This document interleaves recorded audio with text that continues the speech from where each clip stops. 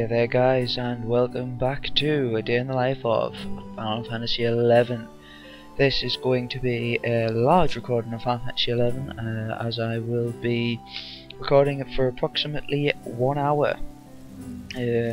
Since I was rudely awoken this morning with a severe case of heartburn. I've been awake since 6:30 in the morning. It is now 9:30. So anyway, let's get underway with a bit of recording, shall we? Last time I was trying my best to get an orcish axe. Off camera I fought another couple of orcs and still no orcish axe. Highest drop rate is off the fodders, so I'm just going to have to keep on fighting them and hope that I actually get the bloody axe off them eventually. And there's one there, I can just see it in the camera. Come here. Right, so basically this could take a long time or this could take no time. I'll just have to wait and see really. Oh, there we go, I got an orcish axe first try there. Right, so what we want to do, now that we've got this axe, which is ironic that I get it now, like in the first minute or so of the video. The orcish axe is actually a weapon that you can use, only Beastmasters can use it at level 5. Has 10 damage, plus 2 strength, but it gets your intelligence and mind down. But unless you're a mage, it's really not going to matter that much. It's an alright weapon, you can't sell it though. I mean, you can't trade it because it's an exclusive, meaning that you can't trade them. Stops you from trading them to other people or dropping them. I don't think you can drop them either. Oh no, wait, can you? You might be able to drop them. I can't remember. I really don't care either. But anyway, so we're going to go to one of the guards and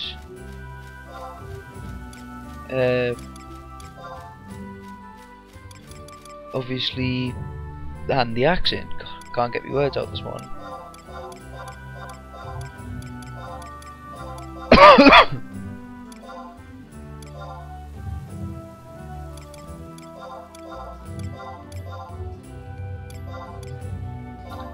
Yeah, I'm just messing with the colours if you're wondering.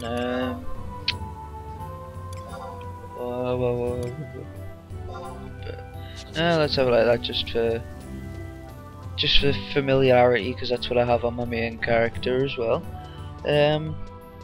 Anyway, hopefully, because this is the first time I'm doing such a large recording, like an hour-long recording. Hope that my capture card can handle it. This will be a proper workout for it, I guess. Probably can handle it, so wouldn't really worry that much about it, but never mind. Oh yeah, I need to actually trade him the axe.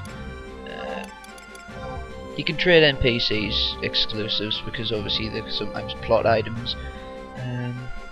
So that's about it really. Oh, you're back. Well, if you're so happy you defeated an orc or two, you've got a long way ahead of you. For one so new, I'd be Lord Knight, forgive this interruption, but there is something I must ask of you.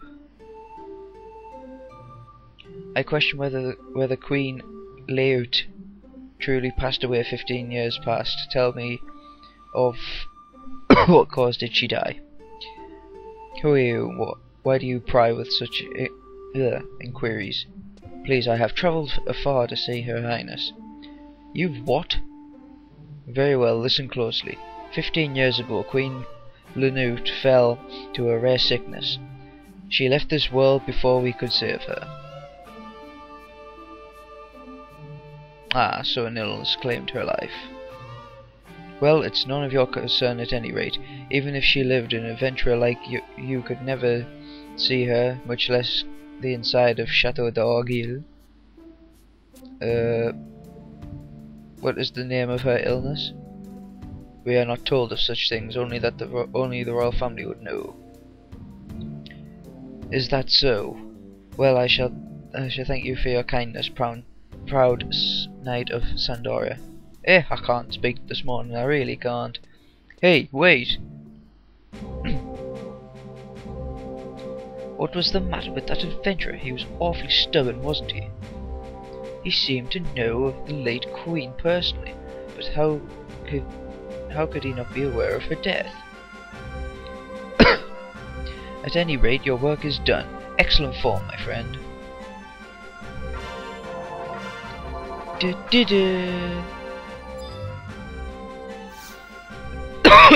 Oh, sorry for the cough, it's gonna cause echoes, I know. Right, now we have a new mission called a Bat Hunt. Have you ever set foot into the King Rampier's tomb? 200 years ago, the curtain fell on the golden age of Sandoria.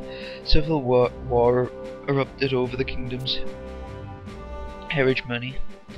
King Rampier was there to extinguish the conflict. When he died, he was entered into a great tomb south of East Runfair. But unknown hands have defiled his grave of late. Visitors report missing gravestones and shadows twisting in the caverns. Ravaging a royal tomb is unforgivable crime. Your orders are to investigate the tomb and determine if there is any truth to what they say. Do you understand? I implore you to make haste to King Rampier's tomb. You may find proof of grave robbers there, but wander too deeply within and goblins might find you. Tread boldly, my friend, but do not go in over your head. You accept the mission. Alright, so there's that done. So now what we're going to do is go to Attain Plateau, kill an enemy to finish off the final of the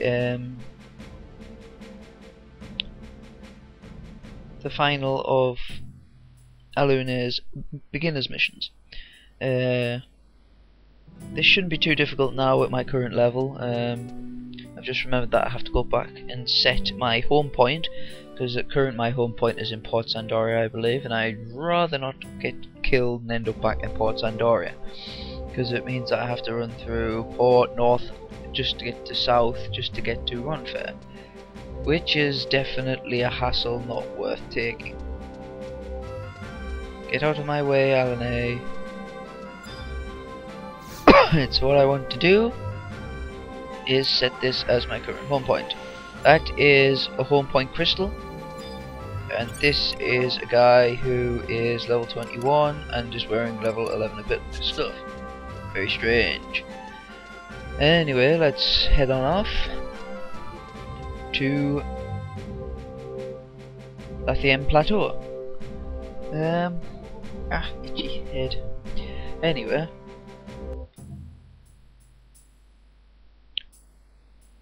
I think after this quest she gives us free chocobo ticket rides, because she explains that obviously it takes a while to get to places, which it actually does.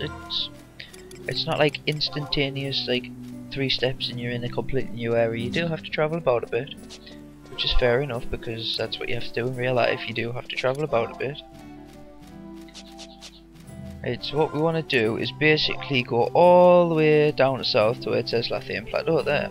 So it's just to head straight south, follow the path for a bit, and then that'll be it really. Enemies in the plateau are different to the ones here. You still get orcs,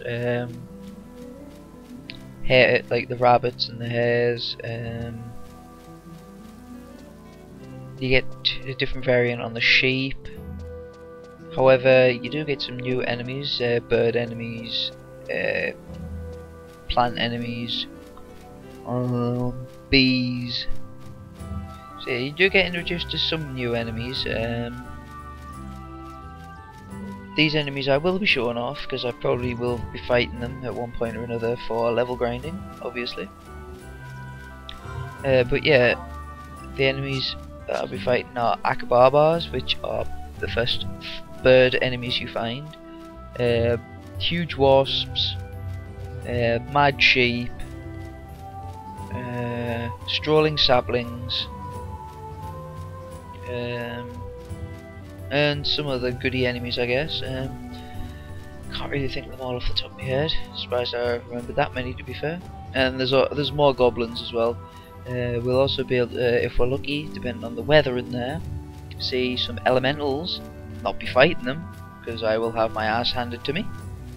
But they're non-aggressive, so though they are linking enemies, which means if you're fighting an enemy, say if I was fighting a crab, and this goblin's gonna aggro me, so I may as well kill it. It's also a weaver. Oh, you are joking, an orcish fodder just hit me. I'm being double teamed. Oh no, I'm gonna get triple teamed on. Right, I'll attack the fodder because the goblin doesn't seem to be interested in us. This orc's gonna link up if he gets too close. Hopefully he won't though. Okay, anyway, as I was saying, yeah, the elementals are passive enemies, however they will link up. So if I was fighting a crab, which is water elemental, and if a water, there's another orc sharks, typical, and if a water elemental appeared next to it, chances are it would link up. It would probably cast protect on the crab, then start attacking me with quite strong water spells and other powerful magic at its disposal, as well as normal attacks which would do damage. And here is an example of linking enemies. Both of these are aggros, so it could have just aggroed me. Chances are it linked because its fellow beastman was under attack and it was within range to discover it. However, I'm just going to wipe the floor with them because neither of them are strong enough to take me out. Let's hit it with a shield break, and that kills it. There we go. Right, well, this orc dropped a chest. Hopefully it'll be a potion. Nope, just an antidote. It was still useful though. Yeah, potions, the temporary potions, because you usually get potion +1, potion +2. They're quite useful just for healing quickly, just to stop you from having to sit down, I guess. It's these chickagos about the place, but I don't know what they're for. I've only seen them linked up with the whoa. Yep, I knew that thug was attacking us, but because you can tell because of the speed that it was moving. No, I must not wait longer to perform that action. I must attack now.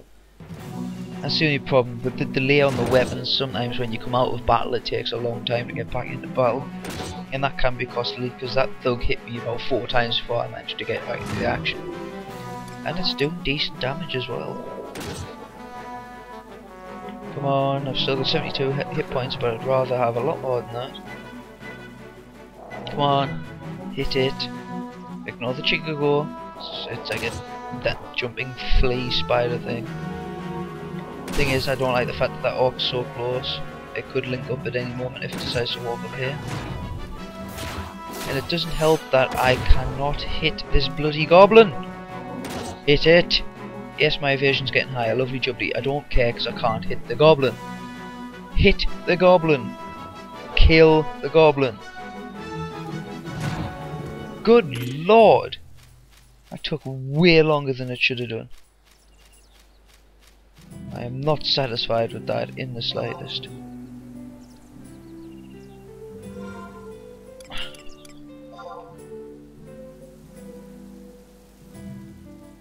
$504 delay, yeah, that would cause a problem. I've yet to see this additional fire damage, like. I will admit, I have not seen that yet. Now here comes the painstaking task of waiting and getting my HP back.